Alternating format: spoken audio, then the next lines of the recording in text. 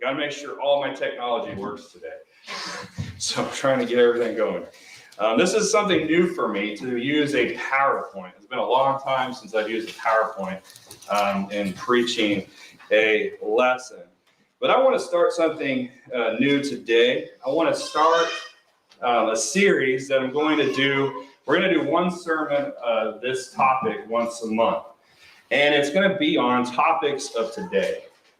There's a lot of things that are going on in our world today, and it's good to talk about them. It's good to talk about what they are, and it's good to talk about what the Bible says about them.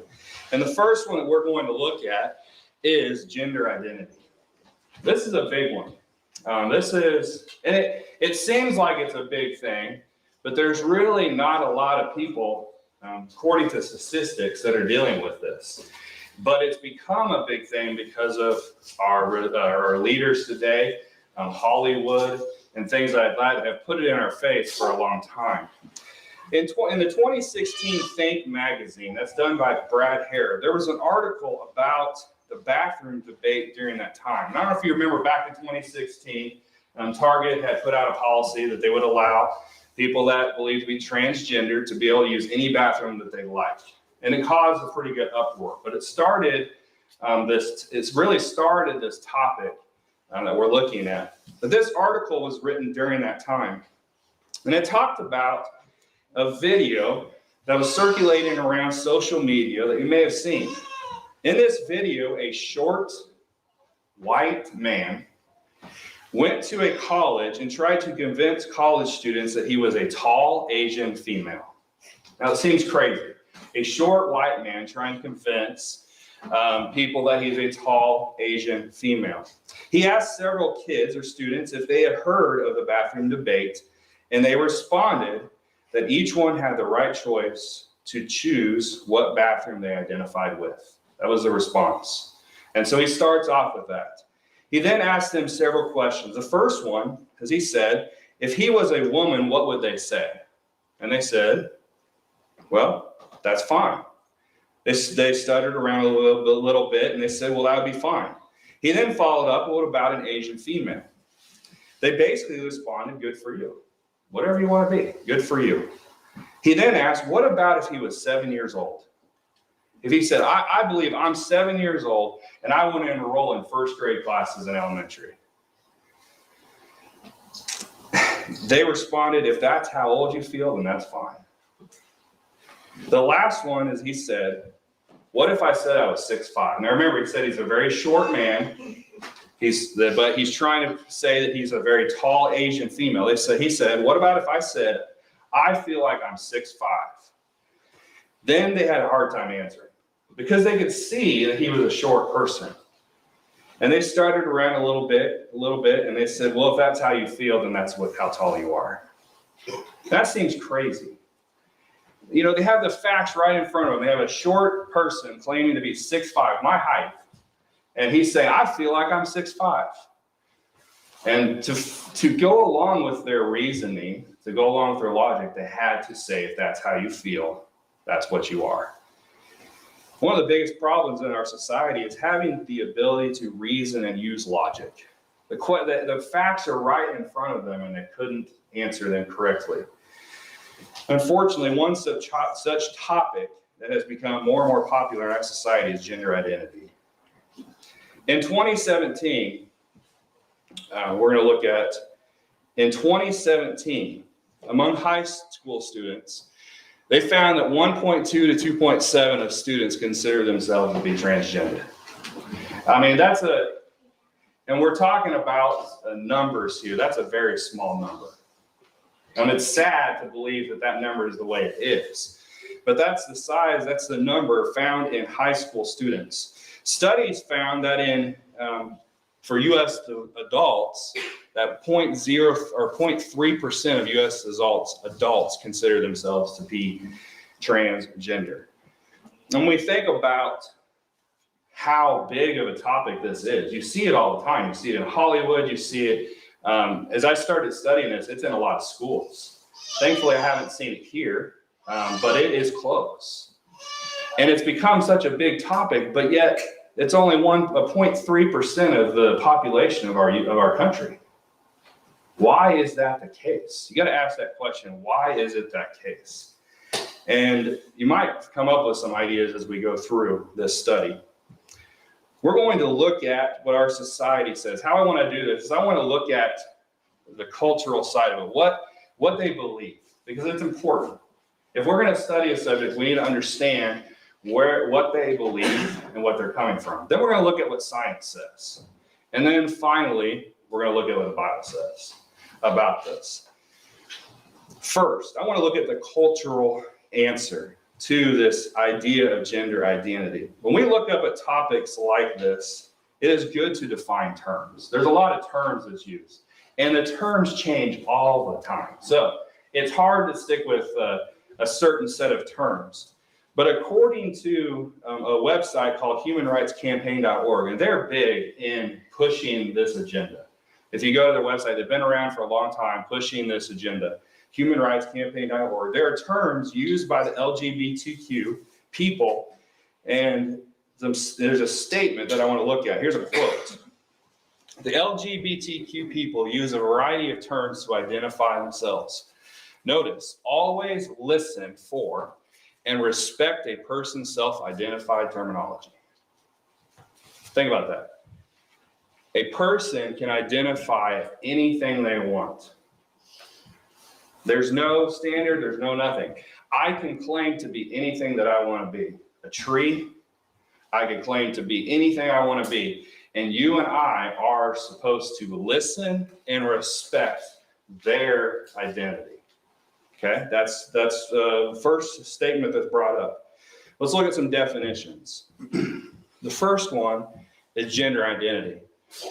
This is how they define these words. So you're going to see this term gender identity used a lot, and this is what they mean when people are talking about gender identity.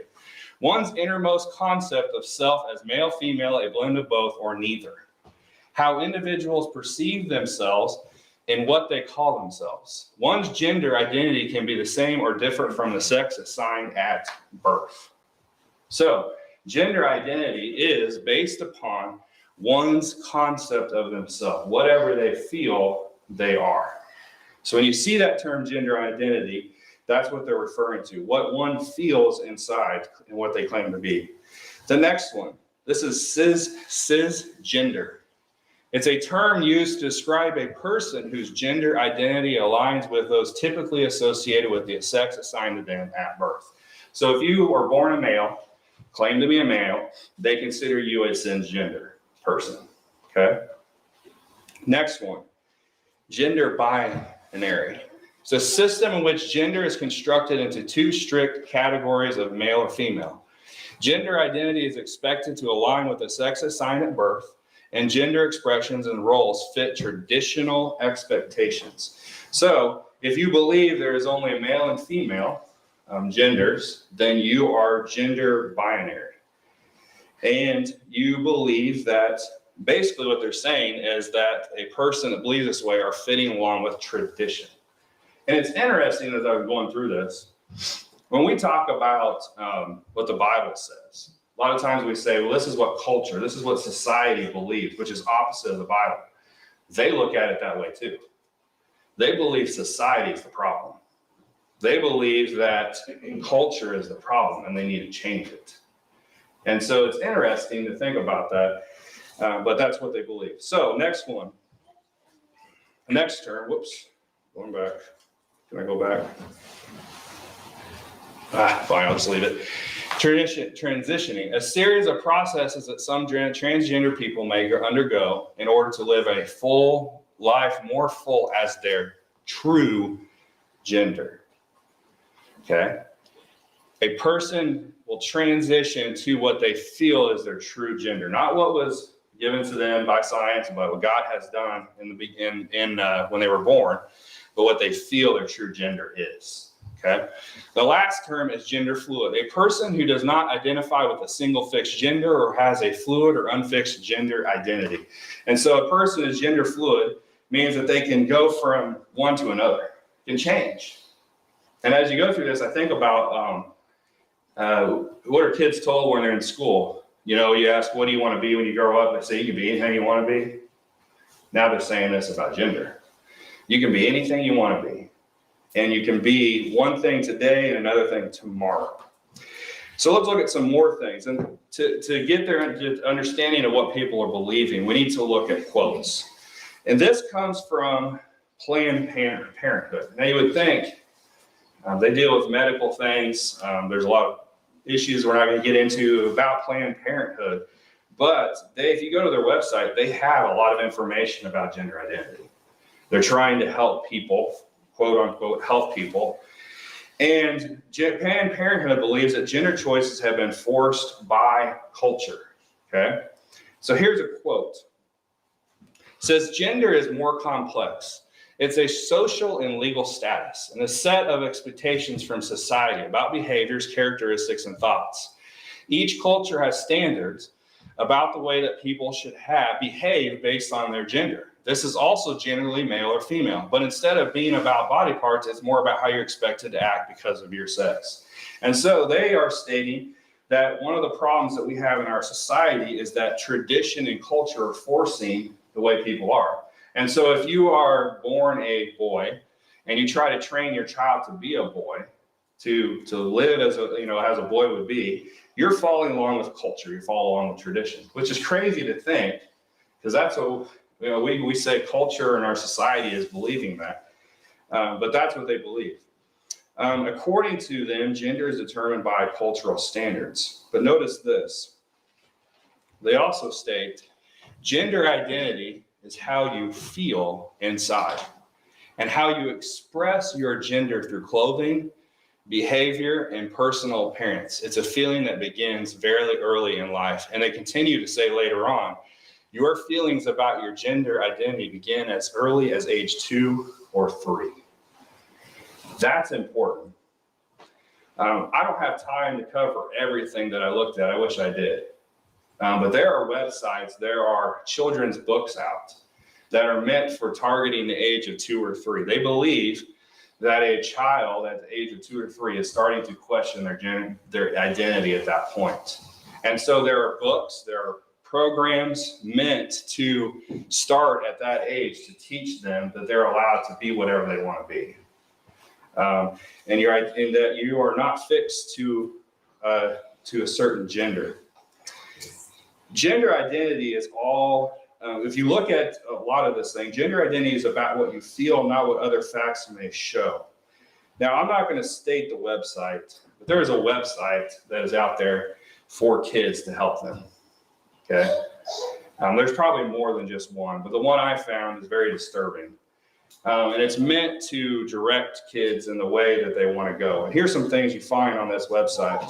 First one, gender identity is about how you experience your own gender despite what society expects. So it's how you experience your gender. They go on to give help and advice to children that are questioning their gender, stating, gender identity isn't set in stone. Understanding yourself takes time, and it's normal to change your mind many times about how you define and express your gender identity before things feel right for you. So they're stating that it's normal. It's normal for a person. And that's the idea of making everything feel normal. Whatever you're feeling, that changing, it's normal. Continuing on, it says, in both cases, when people don't feel to express their gender identity, don't feel free to express their gender identity, it can increase their gender dysphoria and increase the risk of mental and physical health problems. Remember that statement, because when we get into talking about the science, that's completely wrong. They believe that a person not allowed to express themselves freely and to be whatever gender they want to be, that it causes mental and physical health problems. That's incorrect, but that's what they're stating. Now, you think about a kid that's questioning things, is hearing all these things from different people, and they read that, what are they thinking? I could have more mental and physical problems if I don't chase down this road. Notice they claim not being able to change your gender, what you feel causes mental and physical problems, which you just talked about. Notice this next thing. If you feel safe and is ready to start expressing your gender identity, consider taking some small steps like making changes to the way you dress, how you wear your hair, or the gender pronouns you use. They even had a picture of a kid cutting their hair to make herself look different. They're saying if you start feeling this way, start making steps to change. I don't have this quote, but in another article on that same page, to help someone figure out what they're attracted to, they are told that they should try out and experience different types of relationships to help determine what they're attracted to. What does that sound like? They say it is fine. When I read this, they're saying it's fine to do whatever you want to do. It's fine to sin. They don't say it's sin, of course. It's fine to express yourself any way you want to be. Try out anything you want to try so that you can find out what you're really attracted to help you to identify your gender. That's just an open license to sin and do whatever you want. That's so contrary to the scriptures. It scares me when I read this stuff. And there's people finding this and believing this. It's scary. Now, I've got a couple pictures here, and they're of worksheets, okay? These worksheets are being used in schools. I've never heard of these things until I started researching this. And matter of fact, just not long ago in a 10th grade class in Olathe, Kansas, one of these worksheets was used. Parents were in uproar over it, which they should have been. The school didn't know about it. The school said we shouldn't be using this. But if you go and start searching about this, there's schools that are enacting these worksheets into their programs for their kids in their schools. The first one. This one is called the gingerbread man, okay? And so this is how gender identity is expressed. This is what they mean by gender identity. So first, your identity is in your brain, and you can choose it says how you in your head define your gender based on how much you align. I'm gonna have to read it down here, sorry. Nope, can't read it down here. You align or don't align with what you understand to be options for gender. And so a child is supposed to pick on a scale if they're more womanness or manness. And there's even some diagrams on the side to help them determine what they really are. The next one, your gender expression. The gender expression is the way you present yourself on the outside, the way you dress, the way you look. That's another way of identifying your gender. And you can choose, and there's some terms that I'm not going to use that are in that gender expression that describe the way you feel as your gender. Then there's your biological sex, of what you're given at birth and what you're born with. That can be another. Then there is what you're attracted to and what you're romantically attracted to. Can be different. So there's 5 ways you can identify yourself, your gender. Now, this worksheet has been criticized by people because they said it's too manly, because it's using a gingerbread man. And so they've changed to a new one. This is called the gender unicorn. And it's the same thing, but it's now more gender neutral, they say. And this is the one that was used in Olathe, Kansas. This is the one that's being part of. There's a college in North Carolina that has, as when you start college there, you have to go through classes about gender and things, and this is one of the worksheets. I don't have a picture of the questions, but there's a questions at the bottom. And the questions, they ask you, what do you feel? How do you feel? Give 3 answers on this, give 3 answers on this. And then at the bottom, it says this is what your gender is, depending on what you've chosen through the whole sheet. These things are being passed out in schools. Now, I haven't heard of anything here like this, thankfully, anywhere close. Hopefully not, but that's what's going on. So let's look at a summary here of what we looked at, the cultural answer. The biggest thing I think is the key word throughout this the study here is the word feel. And we've talked about feeling before, and we're going to talk about it some more when we get to the biblical answer. But the biggest thing is how I feel. The next thing is nothing is based on hard evidence, science, or any facts, but show but based on how a person feels. There's no facts, there's no nothing. It's all based on feeling. And feelings can be deceiving, can't they? This ideology really falls in line with humanism. If you know what humanism is glorifying self and recognizing there's no deity, there's no God. So there's no God, there's no nothing that way. It's all about self. It's all about increasing self. And that's what this is. It's all about increasing self and saying that no one, even God, can tell you anything different than what you want to believe and feel. And then lastly, there's a strong sense of pleasing self more than others. And so that is what is believed today. There's a lot more I could have went over, but this kind of gives us a summary of some of the ideas along with gender identity. So let's go to scientific answer. How is our gender determined? Now, I'm not a scientist, but I can find things where scientists talk. It says here, the sex of a baby is determined by its chromosome makeup at conception. An embryo with two X chromosomes will become a girl, while an embryo with an XY combination results in a boy. We could stop right there, and that could be the end of it in the scientific side. Because that right there, they cannot, in any of the places you read, they cannot say anything different than this. And so what they do is they say, okay, that's just one of the ways that you can identify your gender.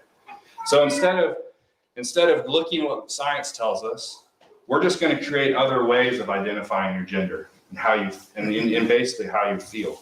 And so rejecting science. But here's the problem. They don't reject science. They don't want to say science goes. They want to say science proves and science goes along with their thinking. Look at this. This is a doctor. Her name is Dina Adkins, and she states this. From a medical perspective, the appropriate determinant of sex is gender identity. So from a medical perspective, as a medical doctor, you medically identify a child or a person gender based upon gender identity. Remember what gender identity was talking about? The definition of it is how I feel, how I want to express myself, not based on facts. She continues on to say this. She argues that gender identity is not only the preferred basis for determining sex, but the only medically supported determinant of sex. Notice that.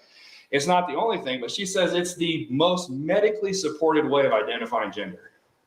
Every other method is bad science, she claims. It is counter means opposite, contrary to medical science to use chromosomes, hormones, internal reproductive organs, external genitalia, or secondary sex characteristics to override gender identity for purposes of classifying someone as male or female. It goes against medical training to identify a person any other way than gender identity. Now, do all scientists believe this? No. This is just some of the crazy ones that are trying to push this agenda. Here's a doctor, his name is Dr. Ryan Anderson. He makes this statement in an article that's talking about this Dr. Atkins' statement. He says this: why should sex be determined differently in humans than any other mammals? Okay, so what he's saying is, you look at the animal world, and we identify genders, male or female in a sense, boy or girl. Why should it be any different for humans? Okay, and if medical science holds that gender identity determines sex in humans, what does this mean for the use of medicinal agents that have different effects on males and females? Does the proper dosage of medicine depend on the patient's sex or gender identity? Good question. There are medicines out there. Here's an example. There is a medicine called Ambien, and probably people may have heard of it. It's a sleeping pill. Okay. Ambien was not determined until after 2 decades of using Ambien, the same dose of Ambien for men and women, that they found out that there is more effects on women, they have more effects on women than men. And how they figured this out was that after a woman had taken the same dosage as a man to sleep, she woke up the next day, there was a higher risk of there was a higher amount of wrecks the next day. Now, we joke about that, women drivers and whatnot. I'm not saying that. But it's, they found out that there was a lot of women having wrecks the next day. And they started studying and they found out that the dosage was too high for women and it was causing them to fall asleep because the effects were lasting longer. And so after 2 decades, they figured that out. They stated that research confirmed that women were more likely than men to have bad side effects after taking Ambien because they're different. They had different makeup. The study started after what they found. They, quote, confirmed that women were more likely than men to have bad side effects after taking Ambien. And the manufacturer recommended doses were double what it should have been for women. So, and this is just one example of medicine that affects women and men differently. There's other medicines. This was just one example. But think about that. Let's say a woman goes to her doctor and says that I'm having problems sleeping. The doctor says, well, I want to issue Ambien to you. Well, if she identifies as a man, is she going to get the dosage that she identifies with? What the doctor is going to do? It doesn't work. Science does not fit this idea. Now, there's some dangers. There's some dangers with this movement. The first one is it opens the door to predators and abusers. It does. The bathroom movement, where it allows anyone who identifies what they want to identify with, be able to go into any bathroom. It opens the door for predators. There's something scary to think about. This Jeffrey Weinstein thing that's happened, I think that was his name. And what it's shown us that there was a lot of political leaders that were involved in these things, these terrible things that was going on, this trafficking. Some of those same people are pushing this agenda. Does that make you question why? It opens the door to many problems. Now, remember earlier, it was stated that a person not being able to freely express himself and be the gender they want to be causes medical and physical issues. Notice this. Young people struggling with gender dysphoria saw higher percentages in dealing with suicide. Here are the numbers. First, almost half of a reported. Okay, so they took a group of people, men and women, that claim to be transgender, dealing with this, and they found that almost half reported suicidal ideation. I can't say the word, but what it is the idea of committing suicide, having those thoughts of committing suicide. 23.8 had attempted suicide. These are young people. These are teenagers, youth. It stated young people who undergo sexual reassignment surgery or use hormone drugs to alter their biological sex are 20 times more likely to commit suicide. They state that the rate of the suicides in young people is high anyways. Then you add this into it, 20 times higher. It's dangerous. The gender identity disorder is this idea of gender identity is not scientifically proven to be correct. Everything goes against it. And so the scientific answer is that there is no gender identity, how we feel. It's based upon science. It's based upon what God has given us. So that brings us to the biblical answer. The biblical answer. Gender is determined by creation, not culture. That's important. Gender is determined by creation. Now, both sides of the argument, some that the ones that go for gender identity say the same thing. They'll say culture doesn't determine gender identity, but they say I can determine what I feel. But what God says is that it's determined at creation. Go to Genesis chapter 1. Genesis chapter 1. And this is another statement that we could just end right here. Genesis chapter 1. And look at verse 27.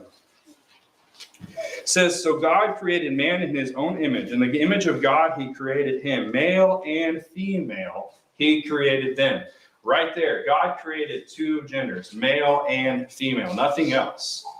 God created them. So creation shows us that God created genders. Go to 1 Corinthians chapter 11. Paul, in talking about roles, God created two roles, and that was it. In 1 Corinthians chapter 11, look at verse 8. 1 Corinthians 11 and verse 8 says, "For man is not from woman, but woman from man. Nor was man created for the woman, but woman for the man. For this reason, woman ought to have a symbol of authority over her head because of the angels. Nevertheless, neither is a man independent of woman, nor woman independent of man in the Lord. For as woman came from man, even so man also comes through woman, but all things are from God." Now think about this. Paul is stating in verse 8, for man is not from woman. That word from there in the Greek means out of.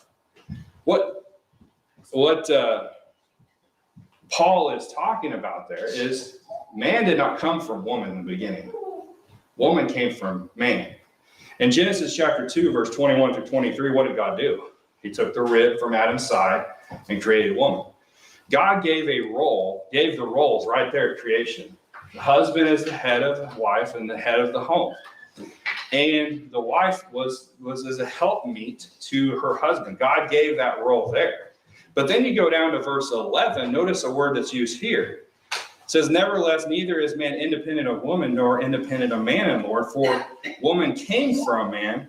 For as woman came from man, even so man also comes through woman." That word there means to be through. From that point on from creation, man came from woman. If it wasn't for women, we wouldn't have anybody because God gave that role. This whole movement is this idea that everybody is equal. God created us equal. One's not superior than the other. Man is not superior to woman, and woman is not superior to man. God created us. We need each other. God designed two roles at creation, and that has not changed. The gender for each role is not determined by culture or how somebody feels. It is determined by the gender God assigns at birth. Now, there are many passages that discuss different genders. There's a lot of them. But just as an example, here's a few verses. The first one. A Hebrew male was to be circumcised on the 8th day after his birth. That's Leviticus chapter 12, verse 3. How did they determine a Hebrew male? They knew. There was facts. And so one was to be circumcised. They didn't wait till they were 2 or 3 years old and let them decide what identity they were. God assigned a gender at birth. If you go to Leviticus chapter 12, verse 1 and 2, it states a woman who birthed a male child was to be unclean for 7 days. Okay, but it's different. And you go to chapter 12 and look at verse 5. A woman who birthed a female child was to be unclean for 2 weeks. How did they determine who was male and female?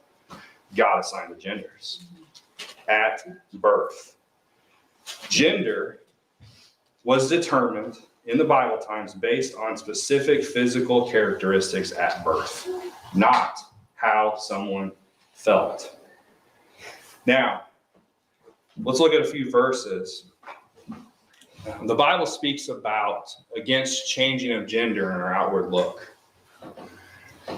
If you go to 1 Corinthians chapter 11, 1 Corinthians chapter 11, and you look at verse 13 and 14, notice something here.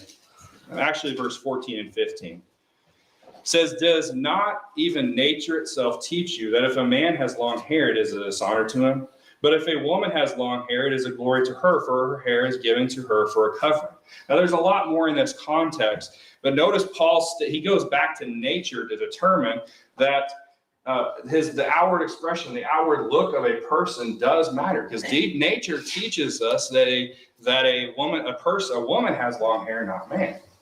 And so Paul is talking about there. Now, there's a lot more in that discussion that we could discuss at another time, but that it's interesting Paul uses that word there.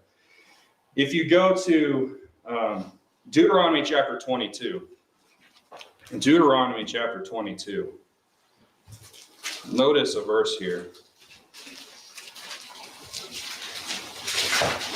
Deuteronomy 22, and look at verse 5.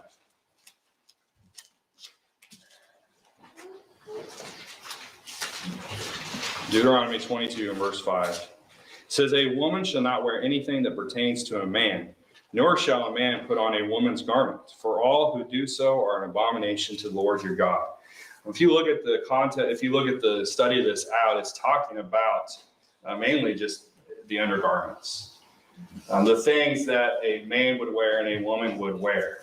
And it's talking about that, and also some of the outer garments also. But notice under the old law, it was wrong, it was against the law to wear the opposite sex clothes. If you go to 1 Kings chapter 18, in verse 24 through 29, it talks about how self-mutilation was associated with idol worship. When I talk about self-mutilation, it's talking about changing a person's gender by going to for having procedures done. And under the old law, someone that had done that, it was associated with idol worship. And in Leviticus chapter 19 and verse 28, God prohibited such practices of cutting themselves, of the mutilation that's involved in that. And even in the New Testament, in Mark chapter 5 and verse 2 through 5, a man that was possessed with a demon, doing sinful things, had done this to himself. And what did Jesus do? He healed him. There's verses that talk about and show us that by changing, by expressing ourselves in a different way, of a different gender, by how we look, and by self-mutilation is wrong. Notice this next thing. I know we're running short on time. I want to talk about this because I think it's the key word with this whole idea is feelings. Feelings are deceptive, aren't they? If you go, we know the account in Genesis chapter 37, verse 31 through 33. Joseph was hated by his brothers, and he had a coat of many colors, and they sold him into slavery. Well, what did they do? They didn't want to tell their father that, Jacob. So they took blood, and they covered the blood on his coat, and they brought that back to his father. And what did his father believe? That his son was dead. Did he feel like his son was dead? He did. But later on, what did he find out? He wasn't dead. His feelings were not based upon facts. He thought what he saw was correct, and he believed because of what he saw that he was correct, but his feelings misguided him. His feelings deceived him. We should not act upon how we feel in any situation. It doesn't work. And you think about salvation. In 1 John chapter 5 and verse 13, let's read that. 1 John chapter 5. And look at verse 13.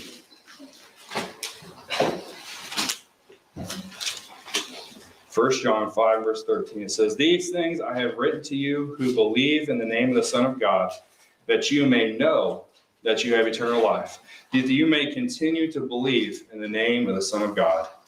That is an important verse. It tells us that feeling something does not work. We need to know. And that's the case with anything today.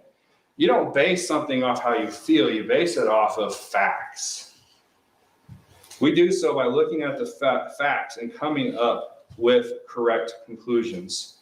Now, we determine our gender not on facts, not on feelings. You know, if I pull out a $20 bill right now, you could logically look at that bill and study it, look at it and look at the markings and say, okay, this is a genuine $20 bill. You could say, you don't have to look at it and say, well, I feel like that's a $5 bill. Well, I feel like that's a $50 bill. You can know because you can look at the facts.